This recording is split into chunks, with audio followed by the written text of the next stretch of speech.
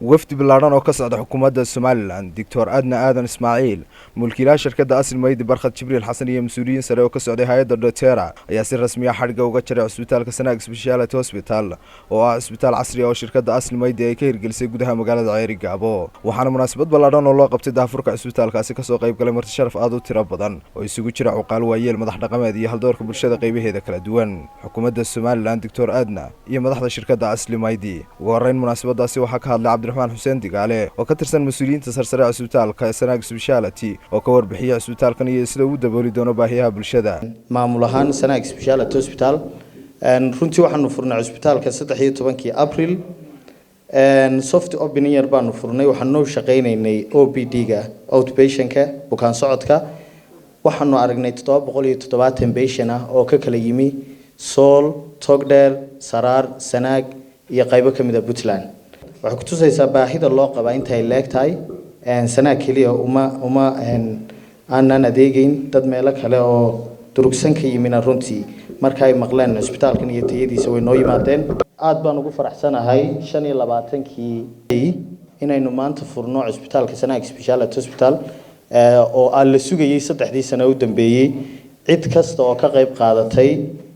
maalgelintiisa aad bay ugu mahadsan tahay waxa iyaguna dhinacooda halkaasi ka hadlay xubno tiro badan oo isugu jira mas'uuliyiin boqorro salaadiin oo dhankooda soo dhaweeyay cusbitaalkan oo ay sheegeen inay si weyn loogu baahnaa waxay noo soo kordhay adeegan caafimaadka haddana ku cusub oo ay noo fuliyeen partnerskan iska kaashaday Asl Maydi Dotera iyo Healing Hands aad iyo aad baan u mahadnaqaynaa gacmo furan baan ku soo dhaweynaynaa adeegiina waa loo baahnaa adeegyadii caafimaadka oo jiray bay kaabaysaa hadii ka dhigo waxaan islahaa kullayba marka isbitaalkan oo kale la idin furo in badan baa laga maarmi doonaa dadkii dibadaha loo qaadi jiray ama meelaha la geyn jiray haddii ay suuragal noqoto in baahida aynu u baahannahay oo dhan laga helo waana rajaynayaa insha Allah mustaqbalka soo socda inay noqon doonto inaan Turkiga cid la geyn ama Hindiya loo qaadin aynu halkan ka helno wixii looga baahnaa waxaynu leenahay ilaahay haynoo aqbalo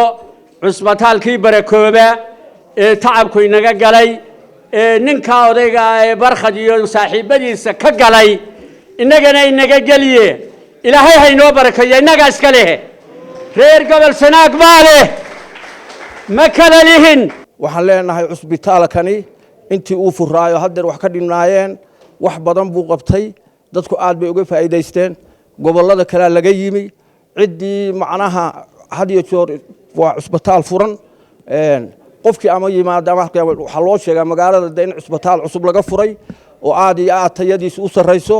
oo dawadiisa dibadda looga keenay waxaanu leenahay ciddii ka soo shaqeysay jasaallaahum khayr waxaan isleeyahay sheekadii la oran jiray Ceerigaabo waa lagu koraayo looma koro Barkhad baa beeniyay waxaan leeyahay horta ha loo duceeyo Barkhad dhakhtarkan maanta halkan xariga laga jarayo waa dhakhtaradii loo tagi jiray Turkiga iyo Hindiya iyo Malaysia lacagteena dhameeyay maanta isaga inoo suura galiyay in Ceerigaabo laga dhiso oo uu ka shaqeynayo oo maanta qof waliba halka ay yimaado hawlihiisa loogu qabanayo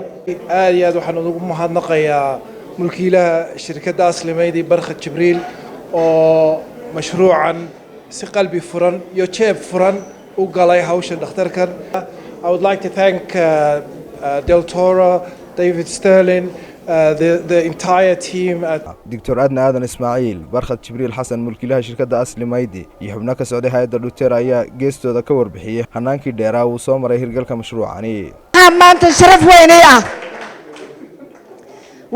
sharaf weyn ah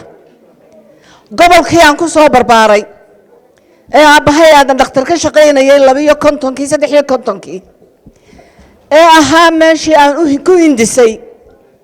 in haddii ilaahay idaayo inaan yoomka ayaam isbitaal dhisi doono meeshii ilaahay subxaanahu wa ta'aala niyadayda iyo qalbigayga ku beeray inay ahayd Ceerigaabo ilaahay igu simay ee igu soo celiyay anagoo bad qaba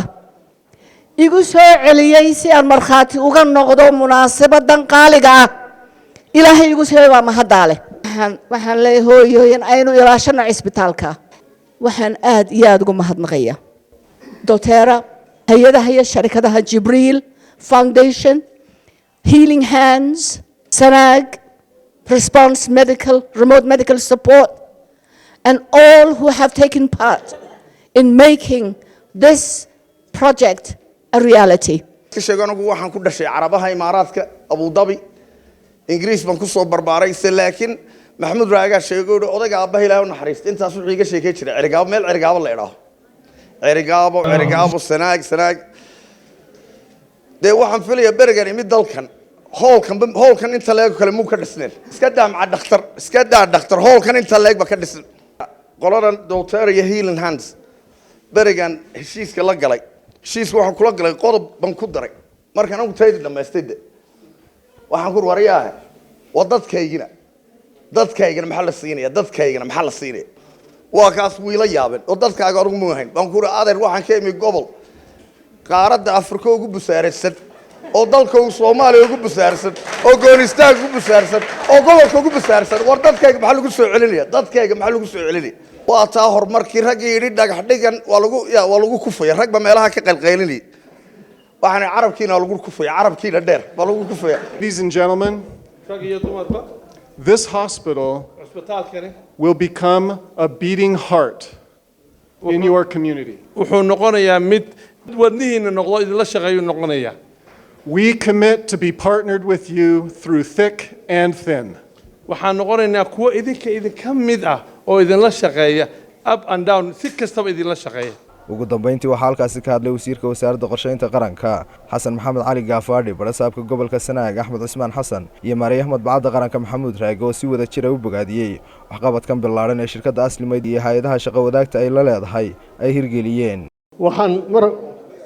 ka hore u mahadnaqayaa Barkhad Jibriil oo runtii hindisahan lahaa kana rumeeyay hindisihiisii bini'aadamku markuu wax wanaagsan qabto xaq wuxuu u leeyahay in loo mahadnaqo laakiin inagu caado waxaynu u leenahay in qofka waxa wanaagsan qabanaya maxaan ku dhahday lugta la jiido waxaan bari dhaxdaas maqlayay dad lahaa oo ku sheekeynayay isbitaalka annaga naloo soo dhiibay ahna lagu soo wareejiyo dad maryo casoo reer miyiga leh waxaan la yaabay warma guri bay ka dhigan lahaayeen ma yeesan lahaayeen xagee u xaynayaan marka lagu soo wareejiyo waa ayaan darooyinka jira waxaan leeyahay cusbatalka waxa muhiim ah in la joogteeyo maamulkiisa iyo nadaafadiisa waxa kale oo mahad celinaynaa shirkadda ama Jibriil Foundation ama Aslimayd Barkhad waxa loo baahan yahay sida hortayba laga wada dhawaajiyay